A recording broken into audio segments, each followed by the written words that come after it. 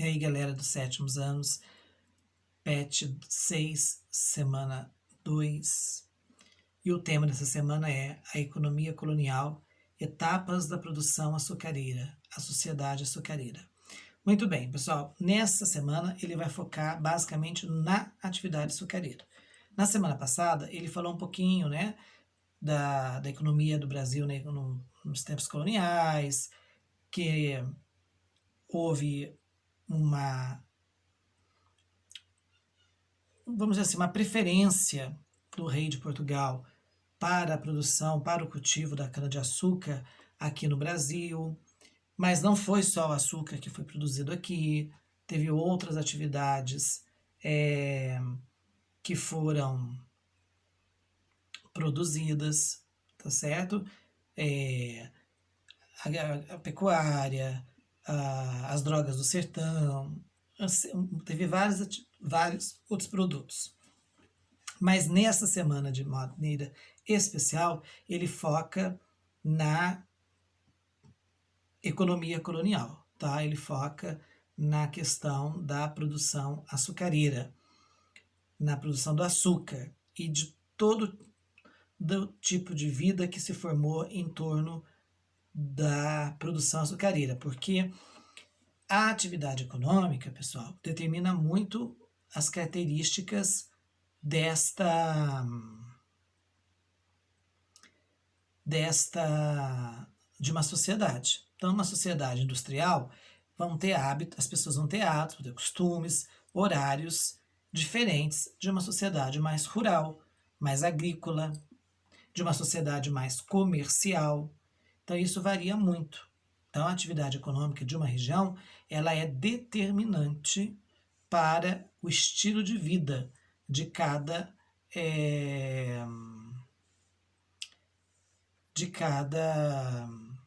região das pessoas.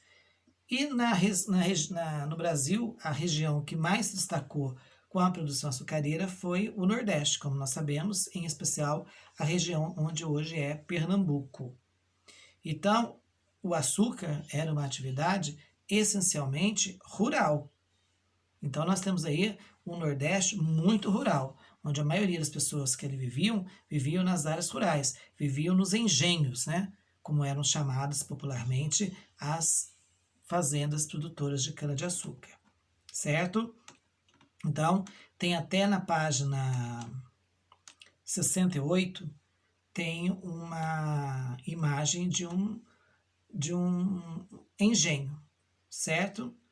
E era basicamente dentro desse espaço que a maioria da população das regiões que tinham no açúcar a sua principal atividade econômica viviam. Tinham cidades? Tinham vilarejos? Tinham, mas eram poucos e pouco habitados, certo? E aí vem a questão, tá?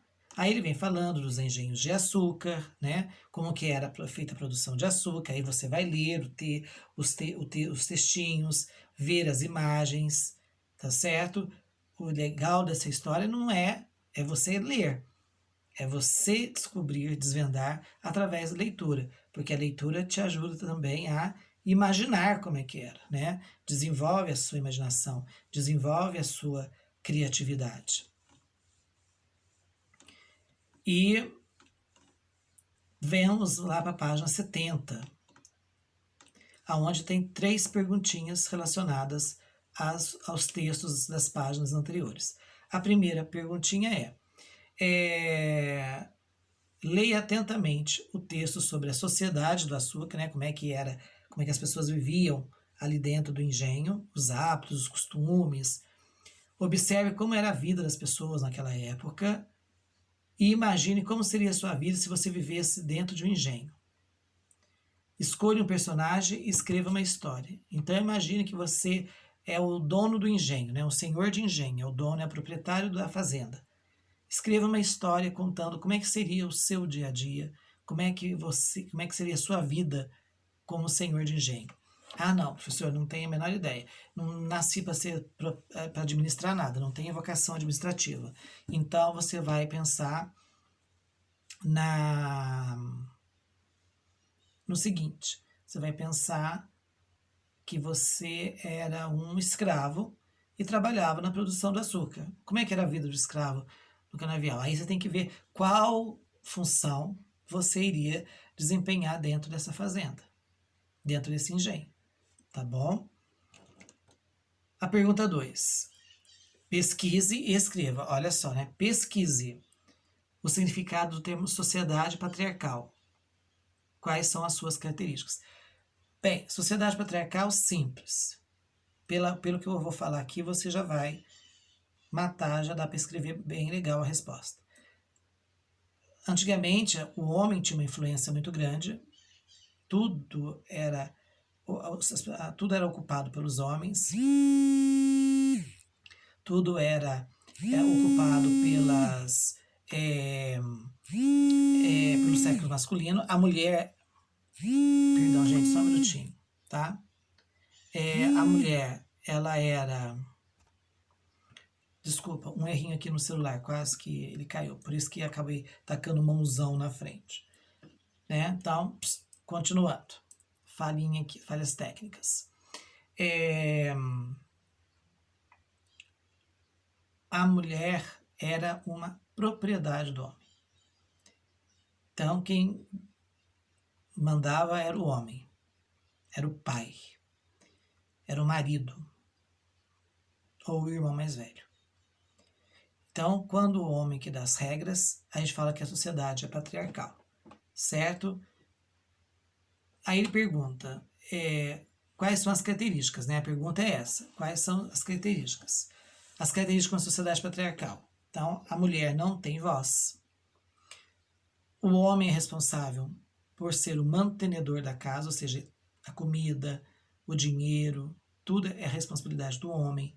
A mulher não pode fazer nada a não ser apenas a figura que vai cuidar da família, vai cuidar da casa, do marido, dos filhos, da educação dos filhos, dos serviços domésticos, né, auxiliando, orientando as escravas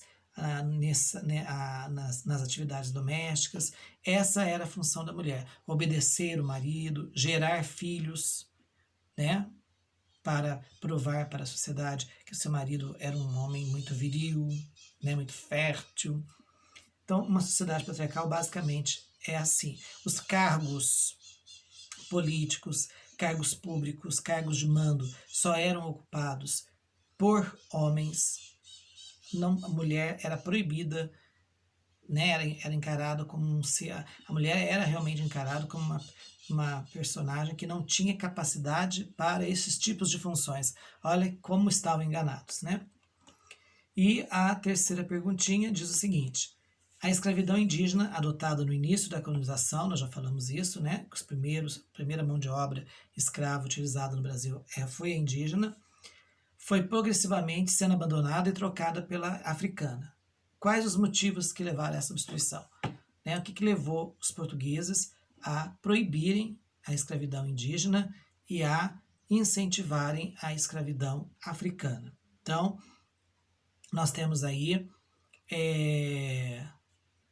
várias razões. Primeiro, o dinheiro. O rei de Portugal ganharia dinheiro traficando escravos da Europa, da África para o Brasil. Então tem um fator financeiro aí. Segundo, o índio era encontrado facilmente aqui nas matas brasileiras. Então somente os bandeirantes que os capturavam e revendiam pelo Brasil é que ganhavam dinheiro com eles. Ninguém mais ganhava. Então o rei não tinha porquê. Outra coisa, os padres jesuítas eram árduos defensores dos índios. Então, ficaram em cima para que o rei de Portugal proibisse a escravidão destes. Estranho, né, gente? Porque eles não ficaram em cima do rei contra a escravidão africana. Então, esses foram os principais fatores. O fato de que o tráfico de escravos africanos dava lucro para o rei de Portugal, a escravidão indígena não dava lucro para o rei de Portugal, os padres jesuítas passaram a ser defensores perpétuos dos índios brasileiros. Esses foram os motivos mais fortes, tá ok? Muito bem. Então, essa semana é só isso. Tá bem simples. bem fácil, bem tranquilo, e mostra um pouco de um Brasil, né, gente, que existiu há 500, 400, 300 anos atrás. Um Brasil que existiu até menos, até 200, a menos de 200 anos atrás. Se nós levarmos em consideração que a escravidão no Brasil só acabou em 1888, então há 130 e poucos anos. Então até lá, até 1800 e pouco, né, até o fim da escravidão no final do século XIX, a vida não teve muitas modificações. Naquela época não é como hoje, que as mudanças acontecem mais rapidamente. A sociedade vivia de uma mesma maneira por séculos e séculos, sem grandes alterações. Até a próxima semana. Tchau, tchau.